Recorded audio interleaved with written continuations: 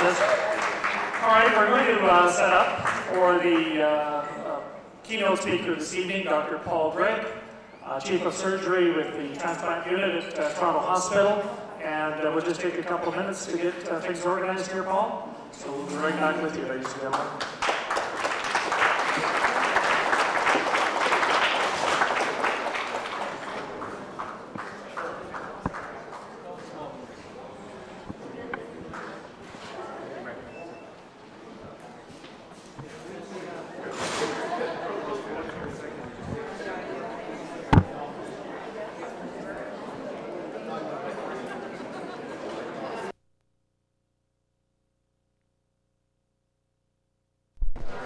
Ladies and gentlemen, if I could ask you to take your seats, we're going to have our keynote speaker. I'd like to make a couple of comments just in introducing Dr. Gregg.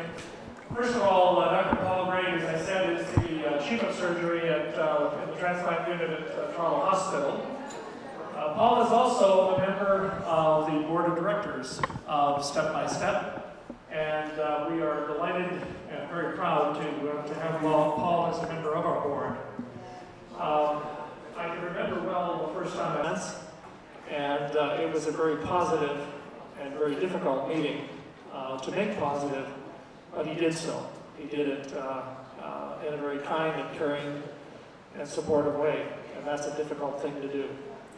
So he's here with us this evening to talk a little bit and help educate all of us a little bit about the transplant situation that we have in Canada.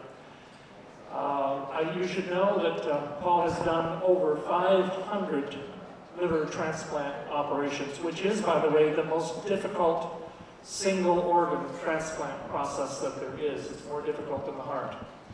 So we're hearing from a true expert. And with those few words, Paul, please come forward.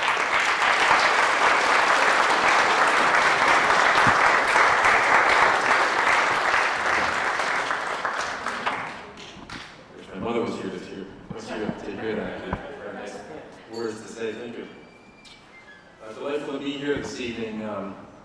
It's not very often that I would ask those of you in the room who've gotten up to talk about the thing they love most with a captive audience. But this wonderful gathering of people this evening reminds me of the group that in England that this group that would gather most evenings at the local pub. You know, it's the tradition to go to the local pub Saturday evening, just the local community, and it's a wonderful group of people, a wide range of occupations, ages and stuff. And there's this one elderly gentleman, a wonderful guy. His name was Bill. And some of the others found out there's going to be Bill's 80th birthday tomorrow. Well, we should do something special for Bill. What do we do for Bill? You know, he's a widower now, lives on his own. What do we do for Bill? Well, why don't we get him a woman? So they called the next escort agency and hired a woman. And Bill, next day, he said, here's a knock on the door. He goes and answers the door, and here's this woman dressed all looking real nice, makeup on. He says, yes, can I help you? And she says, yes, I'm here to give you super sex. And Bill says, goodness gracious me, I'm taken back a bit. Scratches his head, says, well, if it's all the same to you, I'll take the soup.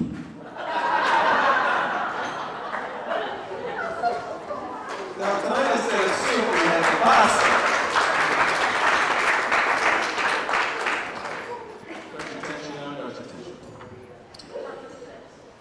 Tonight is a combination of a celebration, a rally, and perhaps an attempt to instill an enthusiasm to a process that certainly needs momentum to be gained and developed in Toronto, Ontario, Canada. Because we can't transplant patients with organ donation. Now, what I'd like to do this evening, and cut me off, hit the hook if it gets a little long, John. Talk about organ donation in Canada. I'm a serious Canadian. I'm very proud of my country. I choose to live here and raise my children as a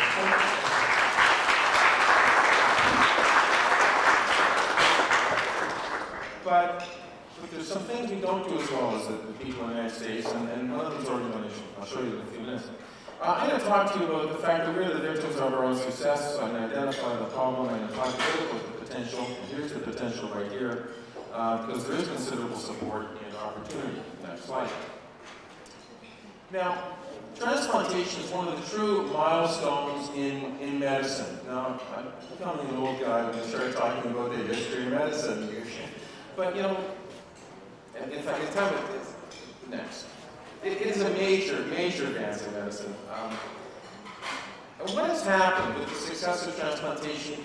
It's developed because, first of all, there's been marked improvements in survival. There's been technical advances that have reduced the mortality of the operation. We can now control rejection. We had a lovely discussion about the immunosuppressive agents. My patients are all asking about the new drugs coming along. And with success comes growth.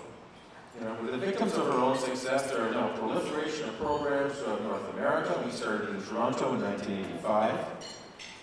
And there's been an exponential increase in the number of transplant recipients on the waiting list and the number of people who have been transplanted, such that most doctors in the practice are now used to having transplant recipients in their practice.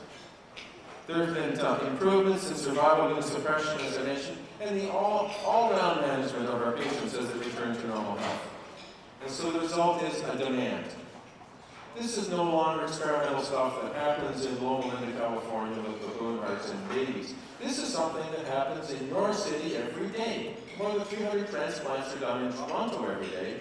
We've got 100 livers a year, 150 kidneys, 30, 40 lungs, 30, 40 hearts, 20 kidneys, pancreases. This is normal care. And there is now a demand for this therapy. Next slide, please. This is the increase in the activity of liver transplantation in Canada during the 15 years from 1985 through 1997. And you can see that we do about 350 liver transplants in Canada. We do a liver every day in Canada. Next slide, please. Some of the major advances, I love these slides. In 1986, Health and Welfare Canada put out a document called Vital Organ Transplant Centers Guidelines. See, a lot of hospitals were thinking about developing transplant programs, and they quoted, given the current success of 70% at 1 year, this is for liver transplant, quoting a 70% 1 year survival, these are the results of the survival in the liver transplant trial that we did in Canada in 96-97. A 97% survival in the program group and an 89% 1 year survival. So we're now in the 90 to 95% survival range. This is something we can now offer to people to come in from home we think an acceptable risk. Next slide. Pass on the next two. We'll keep things moving. Okay, next. Well, with this success comes public acceptance. There's expectations. I've got a failing organ, we'll just replace it. Why not? And this demand that is now placed, they place on their doctors, and their doctors accept it. This is not something that I send my patient off to a death now. We transplant now. And so the professional acceptance. And so the results are that transplantation is now considered in any patient with end-stage organ failure. Well, we need organs.